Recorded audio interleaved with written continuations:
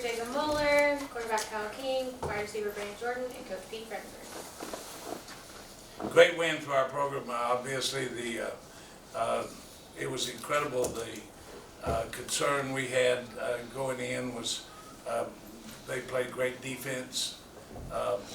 We felt like 24 points might be the margin of victory, but what an incredible performance by our offense. I've kind of got Coach Harmon off the edge a little bit, but we just, set back and let the clock burn. And obviously him giving up yards and stats doesn't make him very happy, but that was an incredible job by all of our coaches and our players.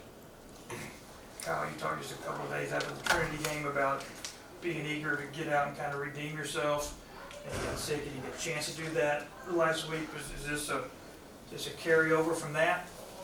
Nah, I just wanted to come. I was excited to play again after not getting to play last week. That was kind of a bad situation for me, so wanted to bounce back from that and felt good to do it and come out and just try to stay calm. The first drive I was a little jittery. After that, my nerves calmed down and I thought it went pretty well. Coach, UMHB kind of has a reputation as the playoffs go farther along of reining in the offense a bit. People have said that before anyway. That certainly wasn't the case today. What?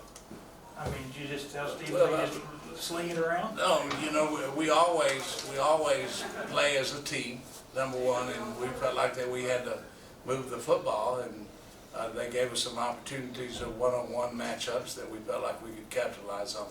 So, it was essentially what the defense allowed us to do, and when we got the opportunity, Kyle threw good passes, and Brandon caught some good passes, and it was incredible to watch. Kyle, go ahead. No, you can go. Kyle, were you surprised at how much they kind of put their corners on an island, let them one-on-one with these guys? Yeah, we knew that we were going to get some one-on-one opportunities, but after like the first, it was 2 drives in a row, we hit 3 or 4 big passes, and I was like, surely they're going to, but I guess they trusted their guys. That's what had got them here, so they didn't want to change up, and I understand that too. I thought our receivers just made tons of plays today. Brandon, along with KJ, and Brenton, and Gary made a great catch over the middle. So all our guys stepped up to the plate, and they were decent coverage sometimes. It wasn't that they were just terrible. We just made good plays, and that's what it boils down to. Kyle, what was it out there, or what was it like out there? Obviously, once you got past your nerves and you were having fun and looking at the scoreboard, knowing that you guys pretty much had this locked up. Yeah, it was just fun. That's probably the most fun I've had since Hardin Simmons, honestly, just the feeling. Big games are fun, and to me they're fun at least. There's a lot on the line, if you mess up, you probably lose. So to me that makes us play better as a team, and it's just, but when you do come out and execute what you've been practicing all week, it's just a great feeling. It's like studying for a test and making 100 on it. Is really what it's like. Great enough. Brandon, 3 touchdowns. Another ridiculous game. Do you have another game like this that you just exploded and had several touchdowns that match up to the excitement of this one? I just have to show up when they call. So as long as I have opportunities, I do my best to provide for the team.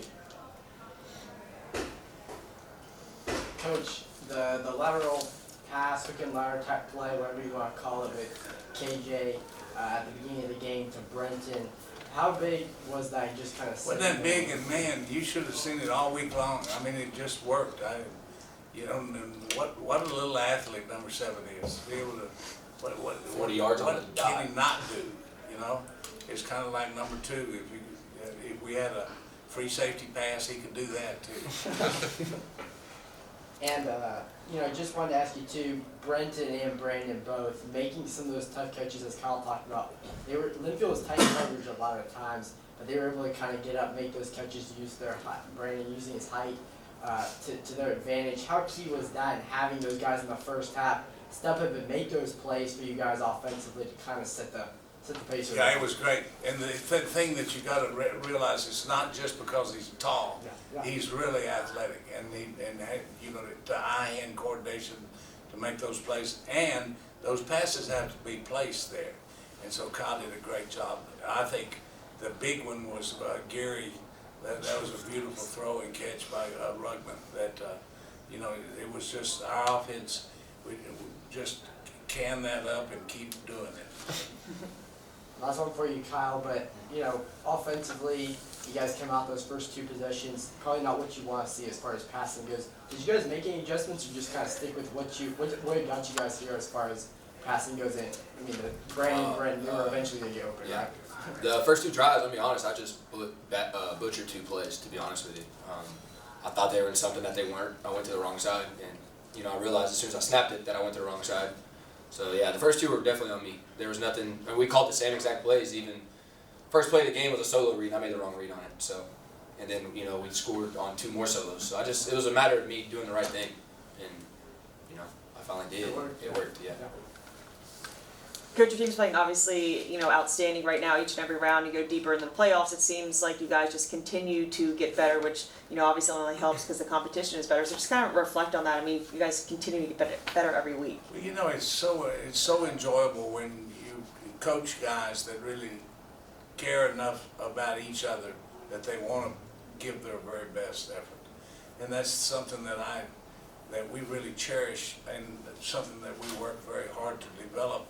Is the camaraderie and the chemistry of our team, and it's just what they. I mean, if the defense is struggling, the offense comes on board, and vice versa. So that's really rewarding to be a part of it all. Jacob, the Wyatt Smith kid was 42 of 51 for 442. Usually somebody does that, you'd expect to give up more than 24 points. Y'all didn't, did you?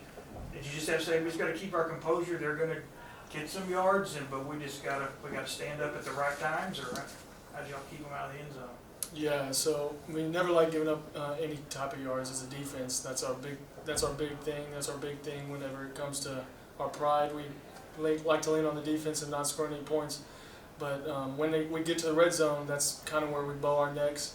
We've been mentally tough. We do a bunch of things to try to get that mental toughness with boot camp and off season, and we pride ourselves in not giving up points. So, I mean, we don't like giving up any touchdowns. So 24 points is a learning point for us. We're going to be better. We're going to learn from this. The last time you went to Whitewater, you could barely get out of the field, it was so icy, remember that day? It's in my memory bank that I'll never forget. Yeah, I remember the press conference, and the guy said, "You can't get on the field because it's frozen, but I've got a field for you that's lit and plowed."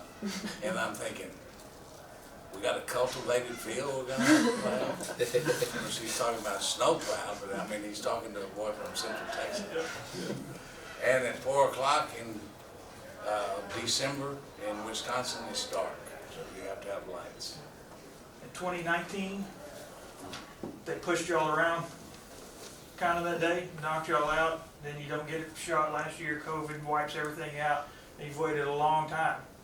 Waited a long time, and actually, defensively, we have rehearsed that loss, and it causes a bunch of grief, and we have done some things defensively to hopefully change that process.